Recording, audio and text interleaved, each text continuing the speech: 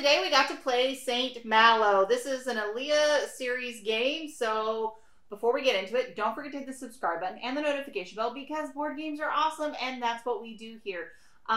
So, Randy, tell us more about this particular game. So this was released in 2012. It has a Board Game Geek rating of 6.5, Board Game Geek rank of 2281. It's 2 to 5 player game, average length of 45 minutes, and that's about what it was for us. Age is 9 and up. That's probably about right. The design was by Inca Brand and Harold Liesk. Art was by Julian Delval and Harold Liesk, and it was published by Ravensburger. And it is, you mentioned, it's part of the Alea series that Puerto Rico and San Juan and many, many good games from that era were part of. And this is one of the earlier Roll and Rights. I mean, before it became super popular. Obviously, Yahtzee's super early. Right, no, but I wasn't expecting this from this age bracket. I was trying to see if, like, because Roll Through the Ages was an earlier one, and I wasn't sure. That it came out in 2008, so this is not the earliest by any means. But Roll Through the Ages is probably the earliest I know of. There's probably some others I'm not aware of that came out before. Yeah, I mean, beyond Yahtzee. Yeah, obviously Yahtzee. The beginning Roll and Right. All right, so basically, let's dig into quality of pieces. So you actually have the nice dry erase boards. Well, what's interesting on this is they did a dry erase with a linen finish. Yeah, it's a pain in the butt to wipe off. Yeah. This is the first time the linen finish on a board is detracted from the functionality I've seen. Yeah. I think they should have stuck with just a dry erase because the linen finish made it so that it beat it up when you wrote on it. And it smeared real bad. Smeared real bad. It was really hard to get it off. But, you know, I mean, other than that, I mean, they tried to do good quality with these. But they didn't include any kind of a wipe or anything. They didn't do that, right. But actually, I do like these dry erase pens a lot better than a lot of the other ones you've seen. Well, it's kind of cool. They're made in Germany, so that's kind of cool because the game is obviously made in Germany, so you don't see pens in the United States made in Germany. I just like the fact that it is a fine writing pen. And because you don't see that a lot in some of the other games, you find more of a cheaper dry erase. That I don't think that was the case here. I think they did a good quality as far as the dry erase pen goes. You could see the actual, like, I guess, main board-ish. And then the dice. The dice, they're wooden dice. They are got different symbols on them, so they are unique to this game. So overall, I would probably give this a 7.5. What are your thoughts? I'm probably more of a 6 because the fact that the linen finish actually detracted from the functionality. I'm being a lot more generous, I guess, than me. I'm feeling good tonight. All right, so then let's talk theme. feed. I'm building a city, and I'm trying to protect my city from evil pirates. Yeah, I mean, I hope that's the theme because that's what I got out of it. It's layered on. I mean, Saint Malo is nestled in an English channel in the northwest France. It's a walled city, thick with history and intrigue. You're a city leader. Your goal is to bring peace and prosperity. That's it. That's all the background you get. So, well, you know, I mean, heck, I'm trying to build this beautiful city over here. Yeah. And you're trying to protect it from evil pirates. So, I gotta admit, I like the color palette and the art. It does seem. Yeah, I think it's pretty colors, and I like the fact that this is one of the few roll and writes where it feels like at least you're affecting other players by your rolls. Roll Through the Ages, well, the pirates. I mean, right. Roll Through the Ages has that effect too, where you can affect based on the penalties you roll. Well, I think it helps kind of balance out because sometimes in roll and writes you roll really well, and it's just you take the game, right? But this, by rowing poorly, it affects everyone to an extent, right? Yeah. So I thought that was an interesting mechanic that they played to kind of help balance some of that out, which was kind of good to see. I appreciated that. And you can race to the finish, as you did, beating me out so that I had less things on my board to score with. Well, because there was a couple of rolls I ended up getting a Yahtzee of wood, and then I got another 4 of a kind for wood. So I had all this wood, and so I was like, well, I'll just buy me some architects. You can buy 3 houses with each architect, so that's 4 spaces. You know, I rolled architect 3 different times, and then the other one to fill out the board, which only took 2 spaces instead of the 4. But we'll get to more of that in game. Yeah. So theme-wise, yeah,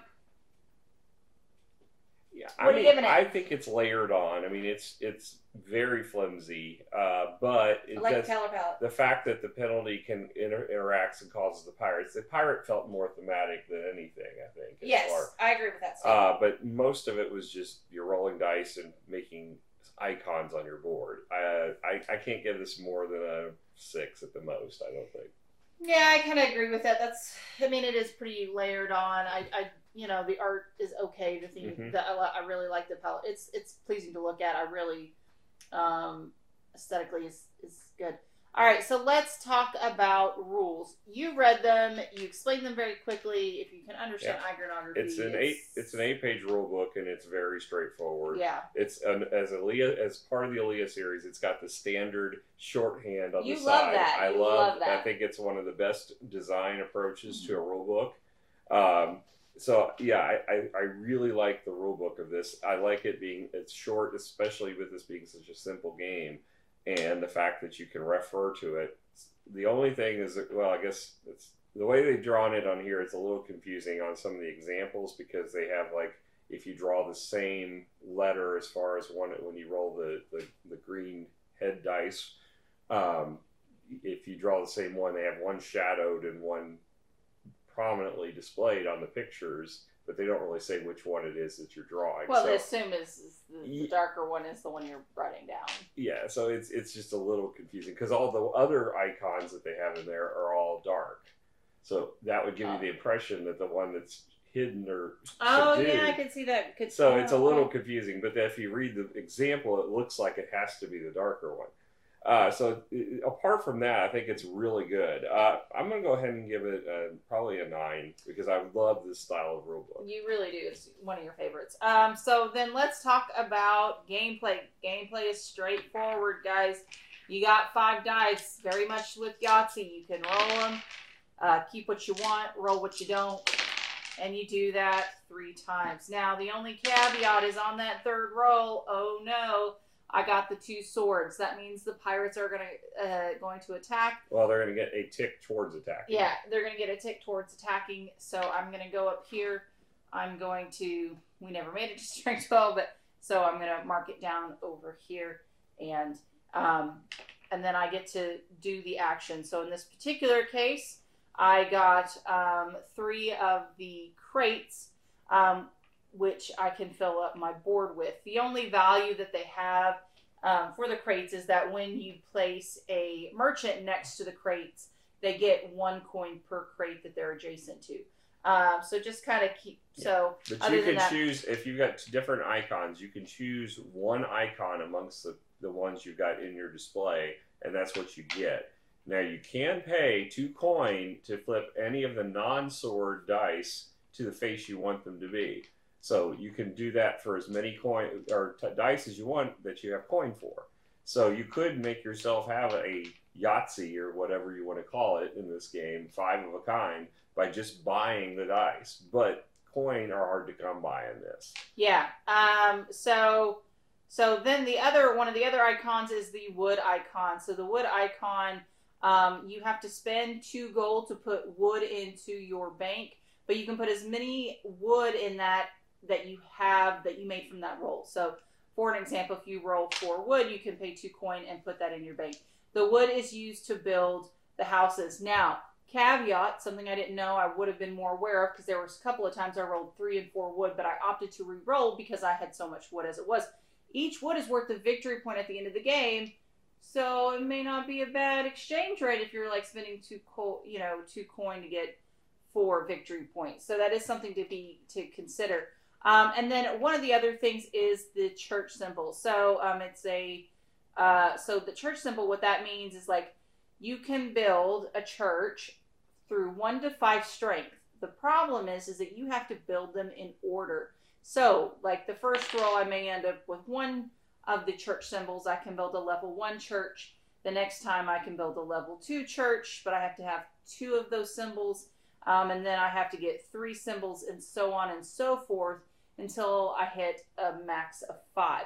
Now, when I get the 5 symbols, obviously, because I Yahtzeed it out, that complete set is worth 20 points.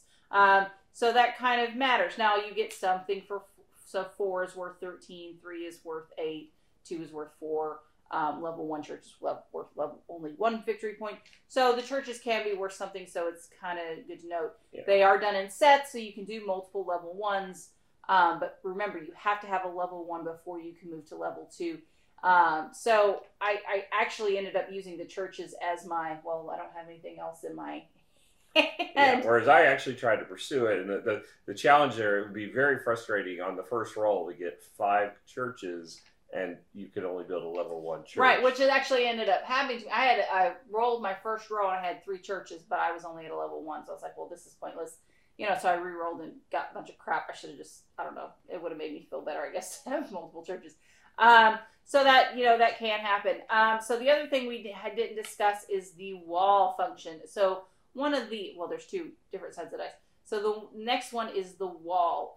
So how many ever walls that you have the option to build those walls and in the spaces around your fort. Now, when you complete a whole row or column of the wall, which has to be on the outside, you get a special bonus for completing it, as well as 2 strength against the pirates. That matters. So that strength is very important.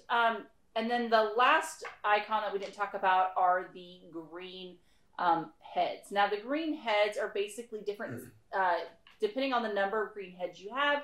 It depends on what kind of citizens that you can buy. So like a level 1 citizen is only worth 1 victory point, but a level 2, you can buy a soldier, which gives you a +1 strength, or you can build a priest, which gives you victory points if it's next to churches, and so on and so forth. The max being the nobleman. You get the nobleman with 5, you get 7 victory points. So there are different benefits based on the different amount of green heads that you have, which is really weird kind of saying. I don't know why it was green, but there we are. I don't know why the crates were orange. They don't look very crate-ish either. But it differentiates them from the brown wood. So fair enough. So that covers all the icons. So basically, you go back and you go around the table to complete it until. But when all the ticks are complete, for a given row, the pirates attack. So when the pirates are attacked, you're going to calculate your strength, which is 2 per wall, 1 per soldier. Can you defend against the pirates? Now, the problem, however, is sometimes you don't have enough strength, which happened to me twice this game. And so basically, I have to use one of my cannons up here. Now, those cannons, I guess, are very expensive to fire. They cost 5 victory points to save you from the pirates. So that could be kind of costly if you're not aware of it. And there is also a benefit of trying to rush the game a little bit on that because of the negative victory points. So that's impactful. So basically, you keep going around turn until someone completely fills their board, and that triggers the end of the game. You finish the round, which for this case, I finished the round because I was the second player. And then you start calculating victory points. I did like the fact that they had that cheat sheet up here in the corner specifying how to calculate end of game victory points. Was kind of nice. And then also you have this little trail here on the outside border to circle your victory points as you go along. So that was also kind of pleasant. Well, yes and no, because it was right in the way when you were writing. So like when I was trying to do the circles, I was smudging my score several times. Are you left-handed? No, well, either way. I was writing. If I write over here, I'm getting on my wood. Well, so see, that's the thing. I am left-handed, and if you could tell by my left hand, I get a bunch of marks. Yeah, I washed my hands, but mine were all marked up from the. I kept wiping the board when I would try to write anything. So. Yeah, it was kind of rough. But that's standard fare with your dry erase, which is why I kind of actually prefer paper roll and writes, just because it. Yeah, but I mean, I get the cost savings and everything else like that. It's just I hate the smudging. So overall, though, it's a pretty straightforward game. I would definitely put this light game. I wouldn't call it a medium game, but I don't think it's a beginner game either.